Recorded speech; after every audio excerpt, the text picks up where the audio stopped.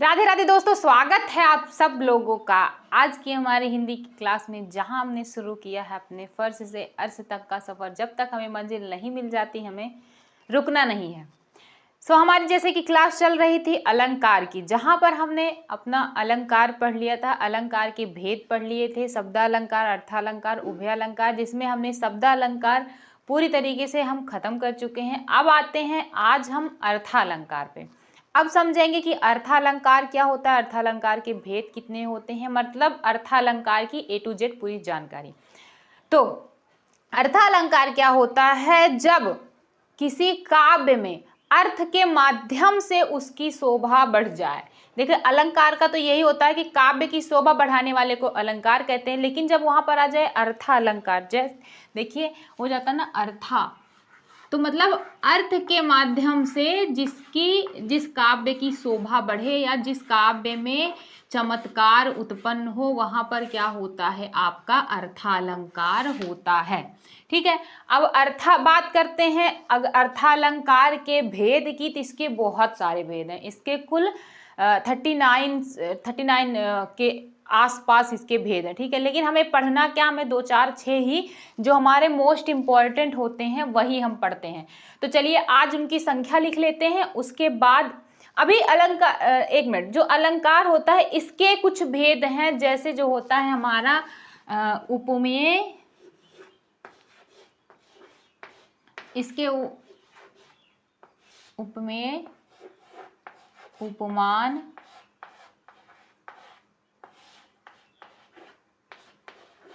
वाचक शब्द,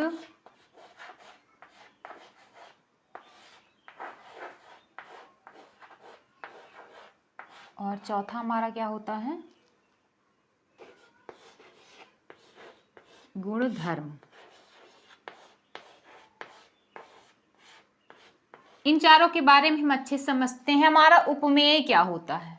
उपमेय होता है जिसकी तुलना की जाए, वाक्य में जिसकी तुलना की जाए।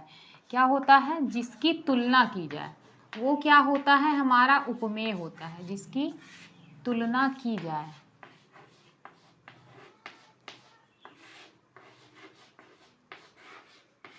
जो कि साधारण हो। ठीक है, जो कि साधारण शब्द होता है उसकी तुलना की जाती है। और उपमान हमारा क्या होता है?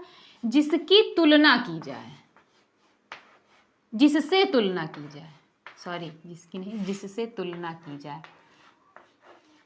जो हमारी वाक्य में जो प्रसिद्ध चीजें या प्राणी वस्तुएं जो होती हैं, उनमें उनकी वही जो प्रसिद्ध चीजें हैं ना, वही हमारा क्या होता है? उपमान होता है, जिससे तुलना की जाए।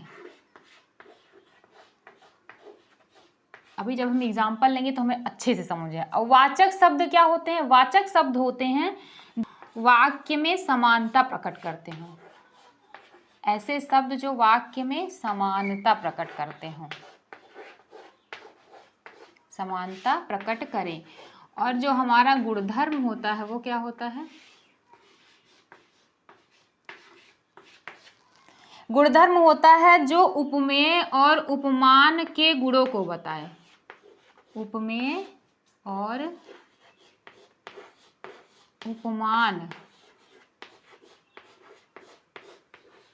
मतलब जिसकी तुलना हो रही है और जिससे तुलना हो रही है, उसके क्या बताए? उसके गुणों को बताए।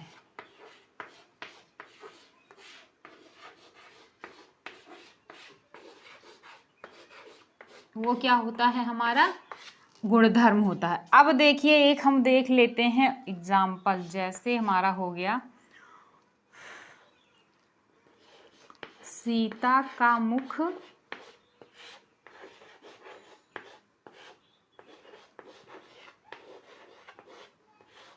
चांद सा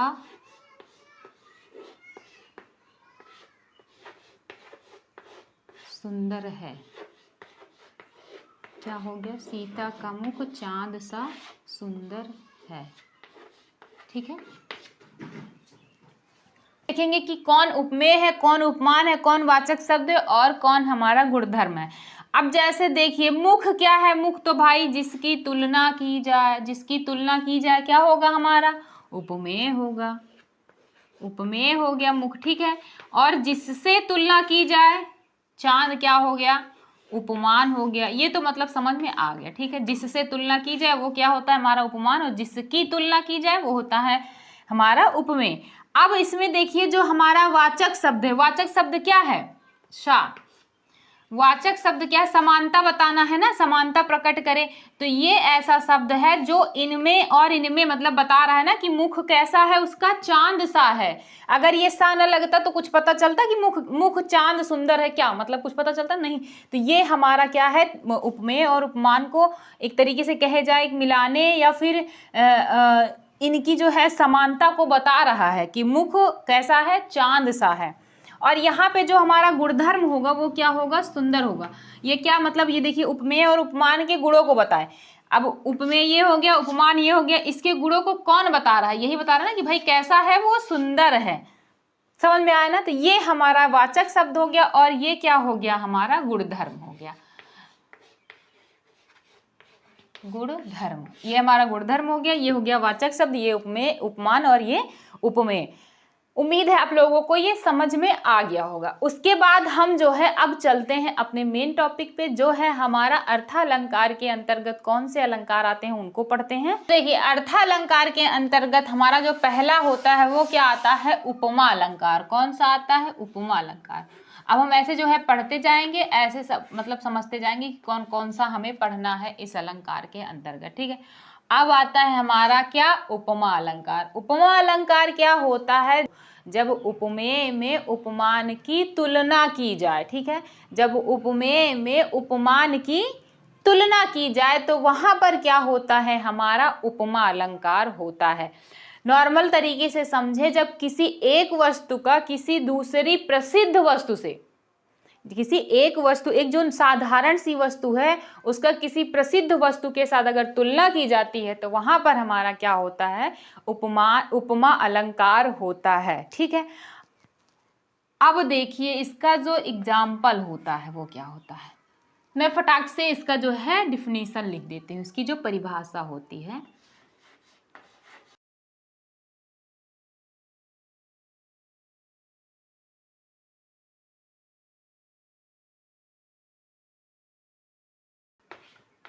जब क्या हो, उपमेय में उपमान की तुलना की जाए।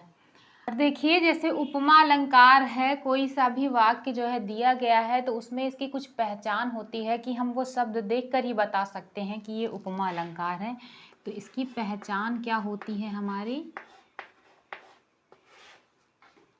सा,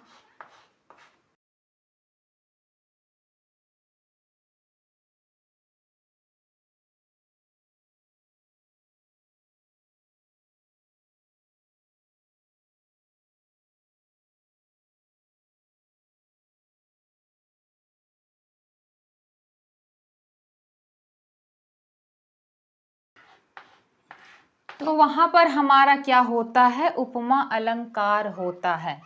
अब जैसे देख लेते हैं क्या होता है हमारा, पीपर पात सरिस मन डोला। पीपर पात,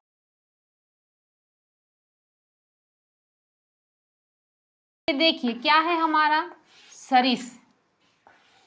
तो हम तुरंत बता ही देंगे कि यहाँ पर क्या है, उपमा अलंकार है, ठीक है। उसके बाद एक और हम देखते हैं,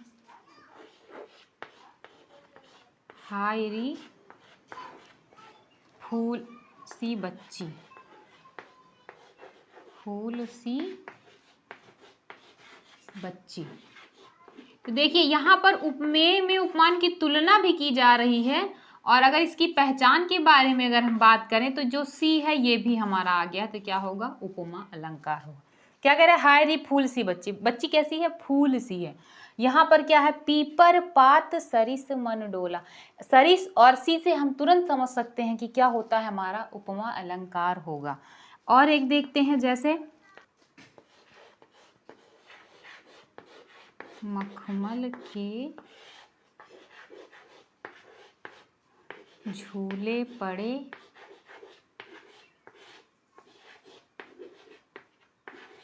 हाथी सा टीला। हाथी सा टीला। यहाँ पर भी देखिए आपका सा आ गया और उपमेय में उपमान की तुलना भी की जा रही है। तो जो इस प्रकार के आपको वाक्य जब देखने को मिले और उसमें सा सी सरिस सम समान ज्यों तो ऐसा वैसा कुछ ऐसे शब्द दिखे पहचान के तौर पर आप देखिएगा तो तुरंत वहां पर उपमा अलंकार लगाइएगा। और अगर जैसे ये सब ना याद हो तो क्या करते हैं, हम देखते हैं कि उपमेय में उपमान की तुलना की जा रही है तो वहां पर हमारा क्या होता है, उपमा अलंकार होता है। उसके बाद उपमा अलंकार के बाद हम आते हैं अपने रूपक अलंकार। हमारा है रूपक अलंकार। देखिए अब रूपक अलंकार में क्या होता है, जब उपमेय को ही उपमान मान लिया जाता है, मतलब जो दो वस्तुएं होती हैं उसमें बहुत ज़्यादा जो है अंतर नहीं होता है, इसलिए जो उपमान उपमेय होता है उसी को उपमान समझ लिया जाता है, बस इतना समझिए। तो इसमें क्या होगा, उपमेय को ही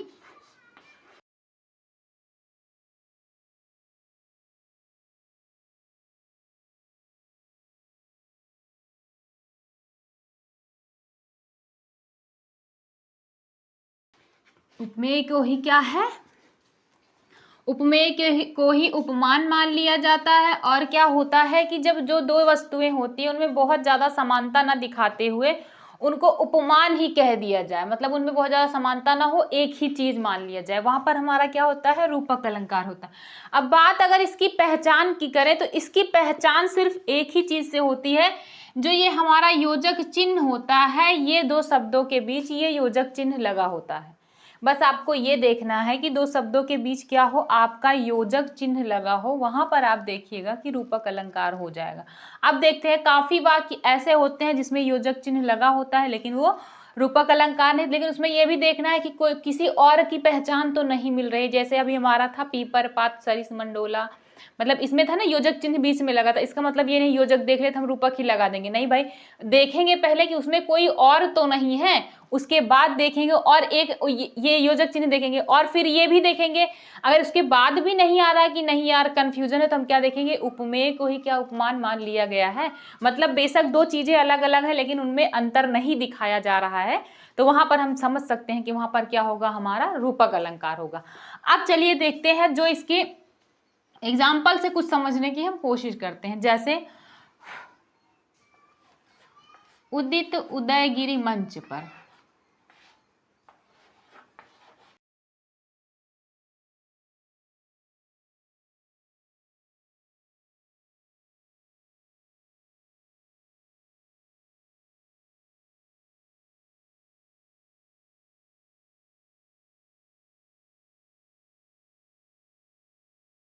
उदयगिरी मंच पर रघुवर बाल पतंग विकसे संत सरोज सब हर्षे लोचन भृंग। इसमें क्या है, जो उदयगिरी है, उदित उदयगिरी का मंच पर आरोप प्रकट हो रहा है और रघुवर का आपका बाल पतंग पर हो रहा है और संत का किस पर हो रहा है, सरोज पर हो रहा है, और क्या है, लोचन का किस पर हो रहा है, भृंग का हो रहा है।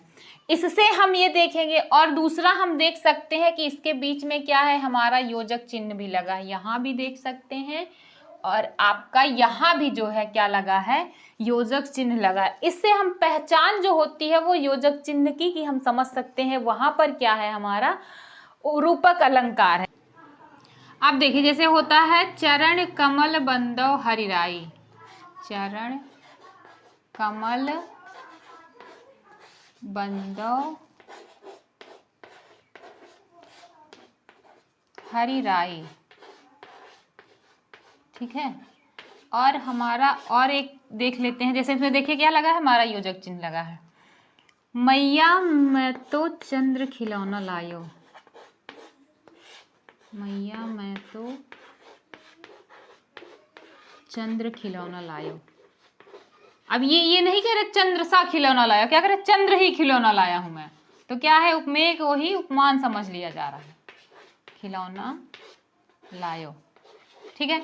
जब कुछ ऐसे वाक्य आपको दिखें और वहां पर क्या हो, मैया मैं तो चंद्र खिलौना लायो, साथ में आपका योजक चिन्ह लगा और उपमेय में उपमान की संभावना ना हो, उपमेय को ही उपमान मान लिया जाए, वहां पर क्या होता है, हमारा रूपक अलंकार होता है। उसके बाद आते हैं अपने उत्प्रेक्षा अलंकार पे। क्या है हमारा? उत्प्रेक्षा अलंकार। क्या है? उत्प्रेक्षा।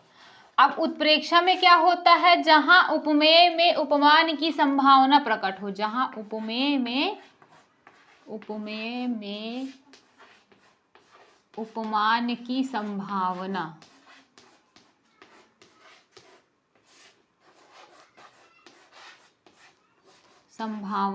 दर्शाई जाए।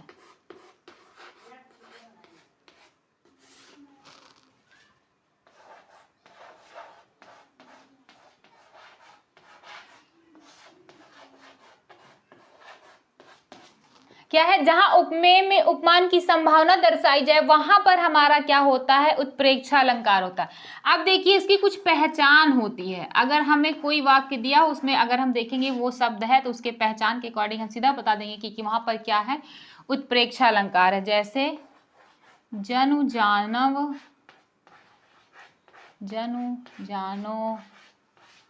मनु मानो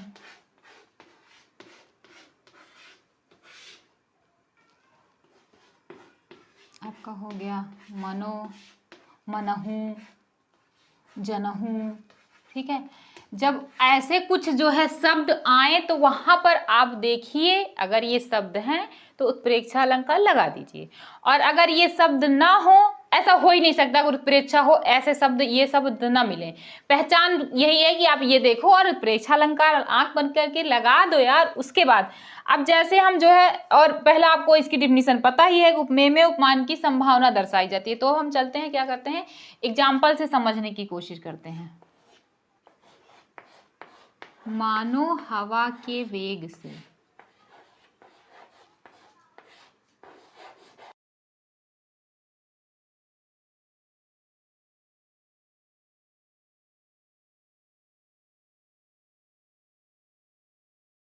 क्या कह रहा है कि मानो, पहले तो हम पहचान देख लेंगे तभी समझ जाएंगे। और देखो इसमें संभावना भी प्रकट की रही है कि मानो हवा के वेग से सोता हुआ सागर जगा। मतलब ऐसा लग रहा है कि हवा इतनी तेज चल रही है कि जो सागर था वो स्थिर था और हवा की वेग की वजह से मतलब उसमें तरंगे आने जाने लगी, ऐसा कुछ होता है। ठीक है, उसके बाद एक और हम देखते हैं, जनु बरसात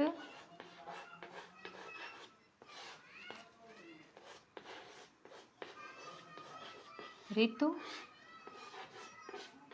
प्रकट बढ़ाई।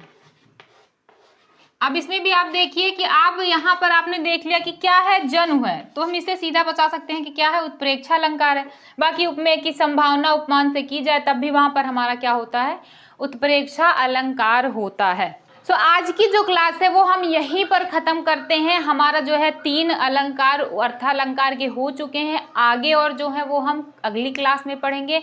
इसको आप लोग अच्छे से पढ़ लीजिएगा। और हाँ, वीडियो अगर अच्छी लगी, आप लोगों को थोड़ा सा भी इससे फायदा हो रहा हो तो चैनल को सब्सक्राइब कीजिए, वीडियो को लाइक कीजिए, शेयर कीजिए और कमेंट कीजिए कि आप लोगों को क्लास कैसी लगी, आप लोगों को मेरा पढ़ाना कैसा लगता है, ज़रूर बताइएगा।